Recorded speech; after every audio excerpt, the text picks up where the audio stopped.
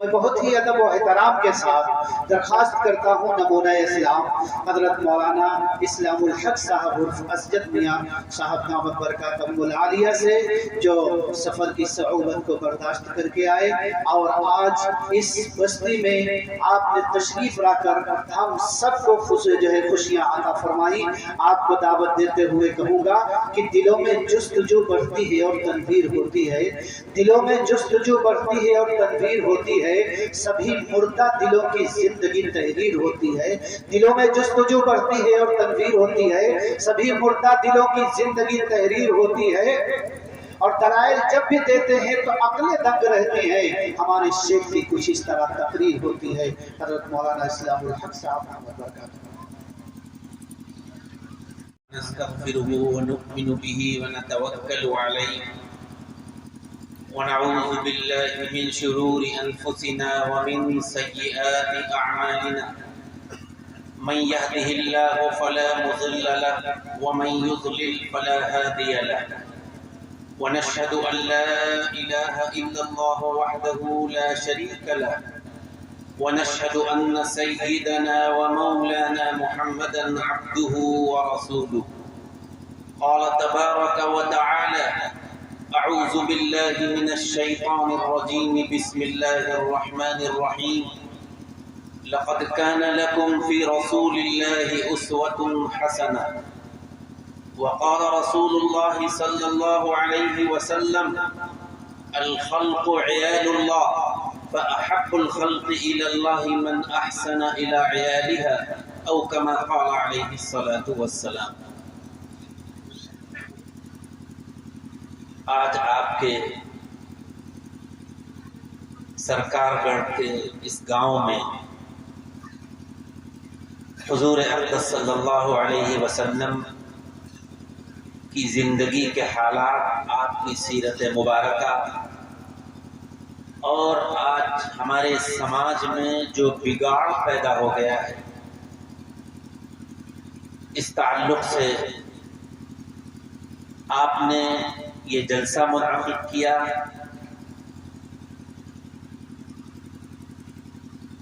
اس عظیم الشان جلسے میں اسٹیج پر تشریف فرما انتہائی قابل احترام حضرات علماء کرام، حاضرین جلسہ، ہماری مائیں بہنیں اور اس مائک کے ذریعے جہاں تک آواز جا رہی ہو، گھروں پر بیٹھ کر سننے والی ہماری مائیں بہنیں،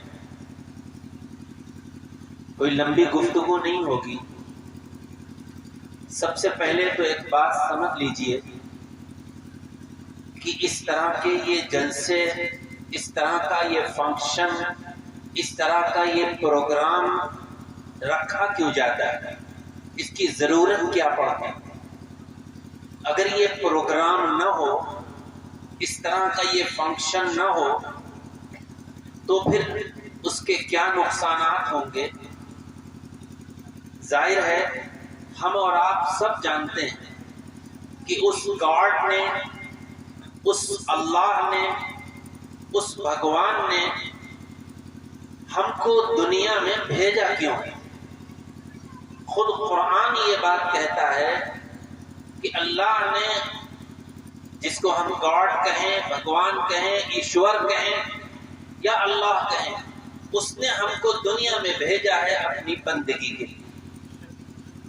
ہم سب اللہ کے بندے ہیں۔ وہ گاڈ یا وہ ایشور کو ہم خوش رکھیں۔ ہمارا کوئی کام ایسا نہ ہو کہ ہم سے اللہ کے بندے بھی ناراض ہوں اور اللہ بھی ناراض ہو۔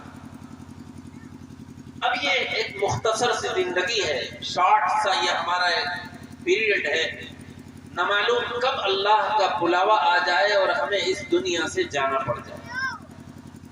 بہت غور سے باتیں سنیے گا، میں آپ کے لیے کوئی نیا نہیں ہوں، محمدی قریب میں ہے، میں محمدی کا رہنے والا ہوں۔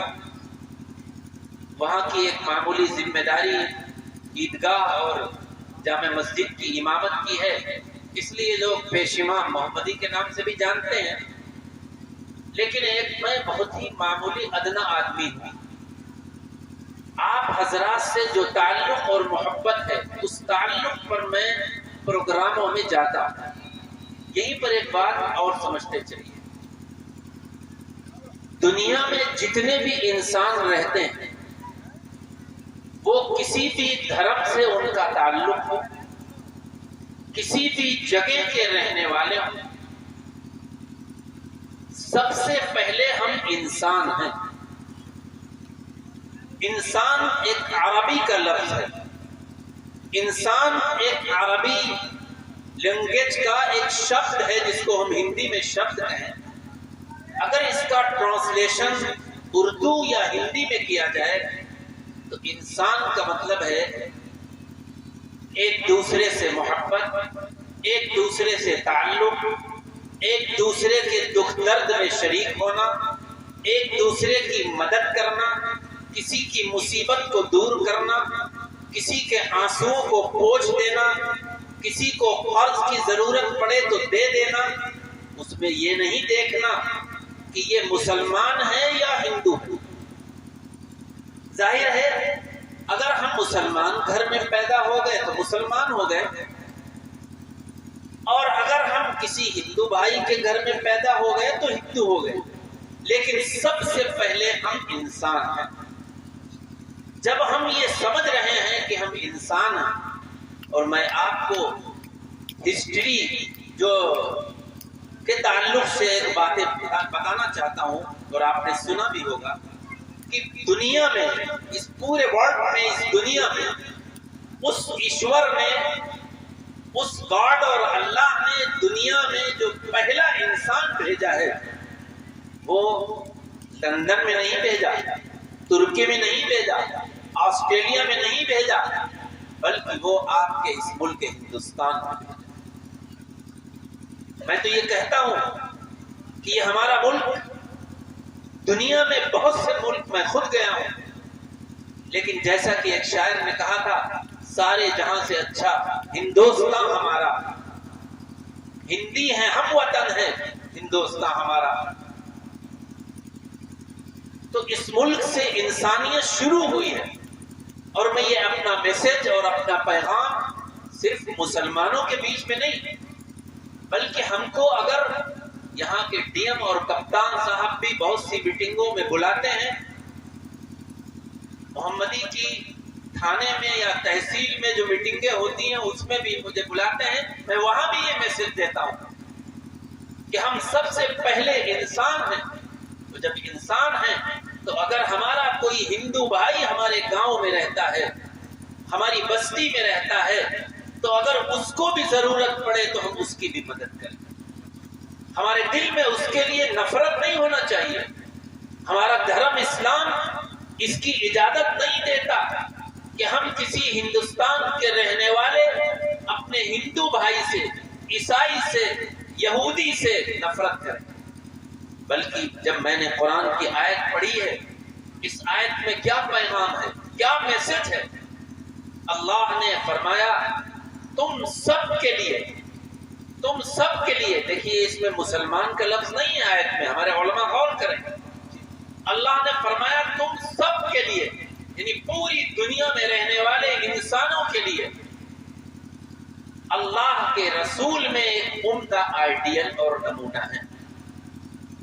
تو پروفٹ محمد، جن کو ہم محمد صلی اللہ علیہ وسلم کے نام سے جانتے ہیں، وہ ہم سب کے لیے آئیڈیل ہے۔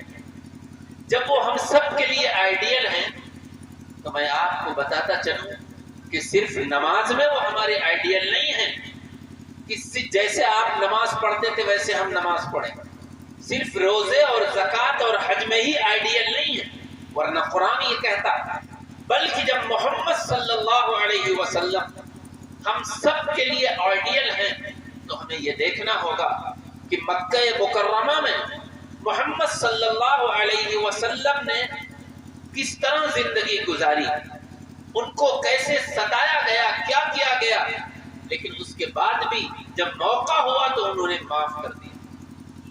تفصیل میں جانے کا موقع نہیں ہے، آپ چاہتے تو بدلہ لے سکتے تھے، آپ کے پاس سب کچھ تھا، طاقت بھی تھی، ہمت بھی تھی، ایمانی جرأت بھی تھی، لیکن فاتحانہ جب مکے میں سن 8 ہجری میں داخل ہو رہے ہیں تو ایک طرف سے آپ نے معافی کا اعلان کری.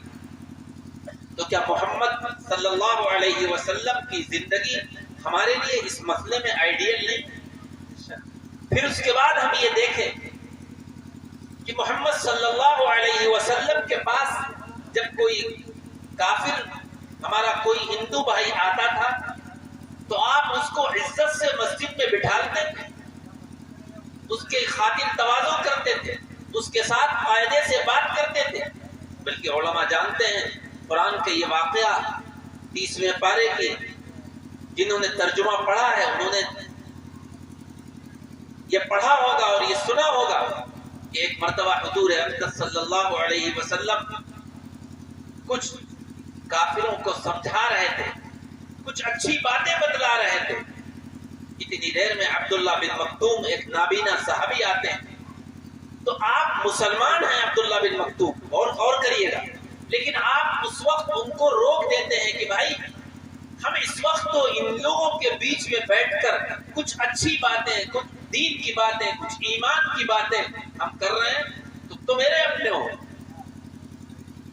تو ان کو جھڑک دیتے ہیں، منع کر دیتے ہیں. قرآن کی آیت اتر گئی عبس وتولى ان جاءه الاعمى وما يدريك لعله يزكى، کہ آپ ان کے آنے سے چہرے پر آپ کے ماتھے پر شکن پڑ گئی ایک نابینا کے آنے سے. لیکن آپ اندازہ لگائیے کہ اللہ کے پیارے نبی کو دنیا میں رہنے والے انسانوں سے کس درجہ محبت تھی، کس درجہ محبت تھی. تو اس لیے میرے بھائی، میرے مسلمان بھائیوں، میں آپ کو ایک پیغام، کوئی بیان لمبا نہیں کرنا، ایک میسج دے کر ضرور جانا چاہتا ہوں کہ جس ملک میں ہم رہتے ہیں یہ ملک ایک گلدستہ ہے، اس میں ہر طرح کے پھول ہیں، اور اس گلدستہ کا یا اس باغ کا ایک مالی ہے. مالی کو بھی یہ چاہیے کہ وہ ملک میں رہنے والے ہر انسان کو ایک نظر سے دیکھے، اور ہمیں اور آپ کو بھی یہ چاہیے. اور میں اپنا تجربہ بتاتا ہوں، میں دوسروں کی بات نہیں کرتا ہوں. آج نفرت کا ماحول لوگوں نے پیدا کر دیا، لیکن میں بہت سفر کرتا ہوں، آپ جانتے ہیں، یہ حضرات جانتے ہیں. میں اپنا میرا تجربہ یہ ہے کہ ہمیں اپنے ہندو بھائیوں کی طرف سے ہمیشہ پیار اور محبت ملی. ابھی میں گجرات سے آ رہا تھا، میری 4 سیٹیں تھیں اور اتفاق سے ہماری وائف بھی تھی، ہماری بیٹیاں بھی تھیں، اور سب کو اوپر کی سیٹ مل گئی. ذرا گھٹنے میں تکلیف ہے، میں بھی سلپ ڈسک کا شکار ہوا، تو میں نے سوچا کہ بڑا مسئلہ ہے، گھٹنے کی تکلیف ہے، اوپر چڑھنا مشکل ہے، اوپر والی برتھ پر اپر پر، تو کیا کروں. احمد آباد سے میرا ٹکٹ تھا دلی کے لیے. تو آپ کو میں بتلاتا ہوں کہ میں نے سوچا چلو جو بھائی نیچے سے ہوں گے ان سے کچھ ریکویسٹ کر لی جائے گی، درخواست کر لی جائے گی. اور اس کے بعد جب وہ لوگ آئے تو ظاہر ہے ان کی نیچے کی سیٹیں تھیں، ہماری اوپر کی سیٹ تھی. ہم کو اور ہماری یہاں گھر پہ ہماری بیوی کو اوپر لیٹنا تھا. لیکن میں نے ان سے درخواست کی، بلکہ میری سیٹ تو کسی دوسرے کیبن میں تھی، ایک ہی کوچ تھا، کیبن الگ تھا، سیٹ برتھ نمبر الگ تھا. میں نے ان سے درخواست کی کہ یہ میری فیملی ہے، گھٹنوں میں ذرا تکلیف ہے، اگر آپ کو کوئی پریشانی نہ ہو تو آپ اوپر کی سیٹ لے لیں. میں آپ کو بتاتا ہوں وہ مسلمان نہیں تھے، وہ ہمارے ہندو بھائی تھے، اور انہوں نے کہا کہ نہیں، اگر ایسا کچھ ہے ہمیں کوئی دقت نہیں ہے، کوئی پریشانی نہیں ہے، ہم اوپر لیٹ جائیں گے، آپ اپنی فیملی کو اور آپ نیچے لیٹ جائیں گے. اور ایسا 1-2 بار نہیں، نہ جانے کتنی بار ہوا. تو اس لیے میرے بھائی، میں چونکہ زیادہ واقعات میں بتا کر وہ نہیں کرتا، بس یہ پیغام دینے آیا ہوں اس وقت جو میں نے آیت پڑھی ہے کہ اللہ کے رسول میں ہمارے لیے عمدہ آئیڈیل اور نمونہ. ہم سب دنیا میں ایک مسافر ہیں. یہ سفر کب ختم ہو جائے بھائی؟ ایک دلی سے ٹرین سے لوگ چلتے ہیں، بس سے چلتے ہیں، فلائٹ سے سفر کرتے ہیں، اس میں ہمارے قریب بیٹھنے والا مسلمان بھی ہو سکتا ہے، ہندو بھی ہو سکتا ہے، عیسائی بھی ہو سکتا ہے، یہودی بھی ہو سکتا ہے. لیکن کبھی کوئی مسئلہ ہوتا ہے، کیونکہ سب کی منزل ایک ہے، سب جا رہے ہیں ایک طرف. ایک ڈاکٹر ہے، اگر اس کو کوئی دکھانے جاتا ہے، کوئی MBBS MD ڈاکٹر ہے تو وہ یہ نہیں دیکھتا اس کو تو دوا دینا ہے، اپنی فیس لینا ہے، کوئی بھی آئے سب اس سے فائدہ اٹھاتے ہیں۔ اس لیے ایک پیغام اور ایک میسج دے کر جانا چاہتا ہوں کہ اے مسلمانوں، آپس میں محبت اور پیار اور امن و شانتی کی فضا بناؤ۔ مسلمان سے بھی تعلق رکھے، بھائی بھائی بن کر رہو۔ انما المؤمنون اخوہ فاصلحوا بین اخویکم واتقوا اللہ لعلکم ترحمون۔ اللہ فرماتا ہے سب مسلمان تو ایک دوسرے کے تو بھائی ہیں۔ آج آپس میں لڑائی جھگڑا معمولی بات پر، پلاٹ پر، گھر پر، باپ ختم ہو گیا، بیٹا لڑکیوں کو حصہ نہیں دے رہا، لڑکے کو حصہ نہیں دے رہا ہے، آپس میں جھگڑا ہو رہا ہے، تھوڑی سی جگہ کو لے کر آپس میں مار پیٹ ہو رہی ہے۔ یہ اچھی بات نہیں ہے۔ ہم لوگ دنیا میں آئے ہیں، کوئی 70 سال رہے گا، کوئی 80 سال رہے گا، ہم سب کو ایک دن دنیا سے جانا ہے۔ اس لیے یہ پیغام لے کر اٹھیں کہ جو یہ ہندوستان ایک چمن ہے، اس چمن کے رہنے والے سب پھول ہیں۔ اور میں تو اکثر ایک بات کہا کرتا ہوں، دنیا میں سمویدھان ہوتا ہے، دستور ہوتا ہے، لیکن یہ ہندوستان کے سمویدھان اور دستور کی اچھائی ہے کہ اس سمویدھان کو لکھنے میں ٹائم تو بہت لگا، لیکن اس کے آرٹیکل 25 میں یہ بات لکھی ہوئی ہے کہ اس ملک کے ہندوستان کے رہنے والے ہر شخص کو اپنے اپنے دھرم کے اعتبار سے رہنے اور جینے کا حق۔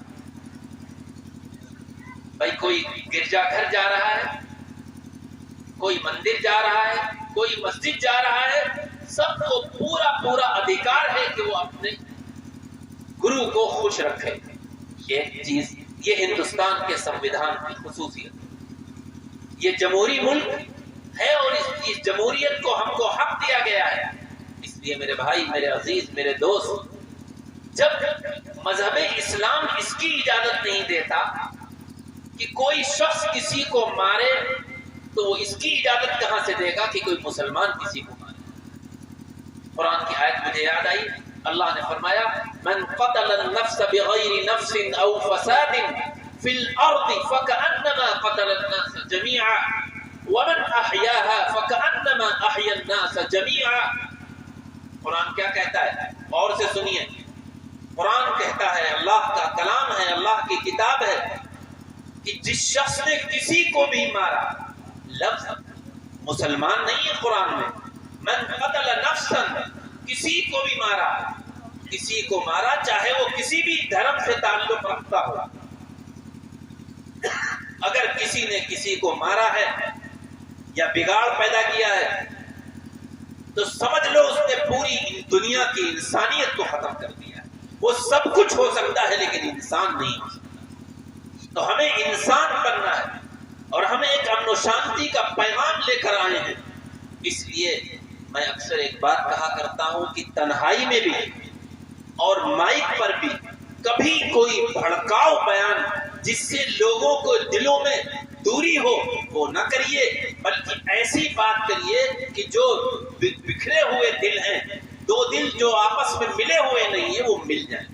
دیکھیے جھوٹ اتنا بڑا گناہ ہے، سب جانتے ہیں، آپ علماء سے پوچھئے، بہت بڑا گناہ ہے، لیکن اگر دو دلوں میں دوستی نہیں ہے، دو انسانوں میں آپس میں مل نہیں رہے ہیں، بھائی بھائی ہیں، چچا بھتیجے ہیں، تو جھوٹ ایسے موقع پر بولنے کی اجازت ہے کہ ارے تم اس سے ملتے نہیں، تم اس سے نفرت کرتے ہو، تم نے اس کے دل کے لیے یہ بٹھا رکھا ہے، لیکن وہ تو تمہاری تعریف کر رہا ہے، وہ تو تمہارے گن گاتا ہے۔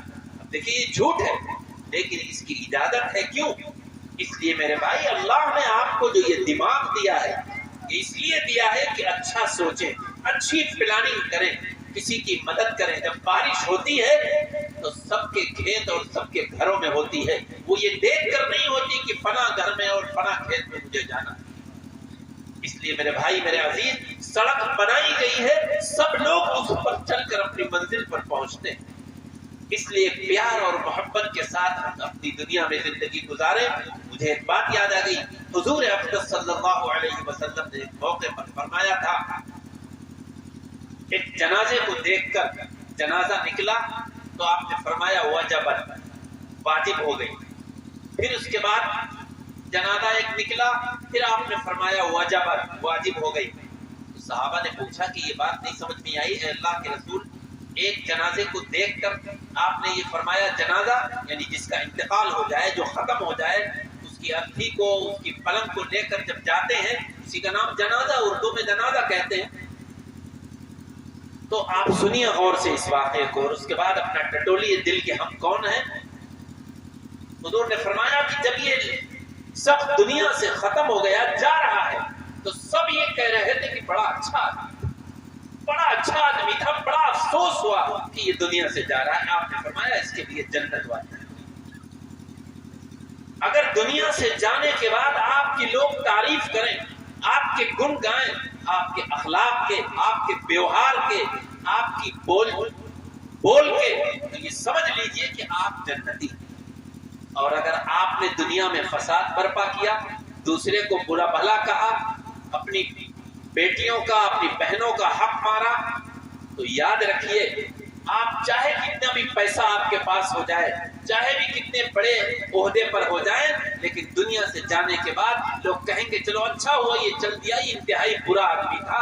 حضور فرماتے ہیں کہ اس کے لیے دوزخ واجب ہے. اب ہمیں اور آپ کو فیصلہ لینا ہے، ایک نرنے لینا ہے کہ ہم کیا چاہتے ہیں. ہم دنیا سے جائیں تو لوگ ہمیں اچھا کہیں یا ہمیں برا کہیں. اس لیے میرے بھائی، میرے عزیز، بس میں یہ پیغام دے کر اور میسج دے کر جانا چاہتا ہوں کہ ہم سب انسان ہیں، اور انسانیت نام اس چیز کا ہے کہ ہم سب ایک دوسرے کے دکھ درد میں کام آئیں. آپ کو شاید معلوم ہو یا نہ معلوم ہو تو میں بتاتا چلوں. ہمارے والد صاحب، ہمارے والد جن کو ہندی میں پتا کہتے ہیں، اردو میں والد کہتے ہیں، باپ کہتے ہیں، ان کو ہندو مسلم ایکتا کا ایوارڈ سن 2008 میں ہمارے محمدی کے چیئرمین کنہیا جی کی طرف سے دیا گیا. نان مسلم چیئرمین ہیں، بی جے پی کے چیئرمین ہیں.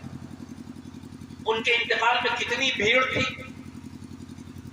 آپ کو اندازہ ہوگا اگر آپ میں سے کچھ لوگ گئے ہوں گے کہ اس وقت جو سنکھیا اور جو بھیڑ تھی، ان کے دنیا سے جانے کے بعد اس وقت کی میڈیا والوں نے 1,00,000 انسانوں کا اس سلسلے میں لکھا تھا. 1,00,000 انسان شریک تھے.